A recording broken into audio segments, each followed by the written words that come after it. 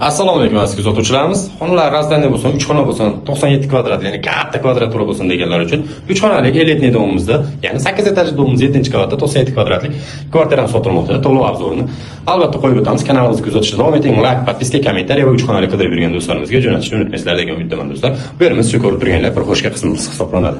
Qisqacha obzorchasi bilan tanishtirib o'taman qadrdonlar. Bu uyimiz naqd va ipoteka asosida sotiladi. Liftli dom.